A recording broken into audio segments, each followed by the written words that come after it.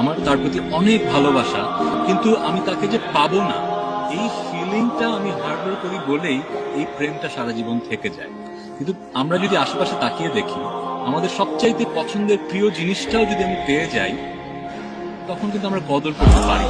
যেমন আমি হয়তো অনেকদিন পেয়েছি আমার লিভিং রুমে একটা গ্র্যান্ড পিয়ানো থাকবে, আমি হয়তো ভাবতাম যে যখনই থাকবে আমি হয়তো এভরিডে 3-4 ঘন্টা বাজাবো। এখন আমি দেখি আমার একটা পিয়ানো পড়ে আছে, কিন্তু এভরিডে বাজাই না।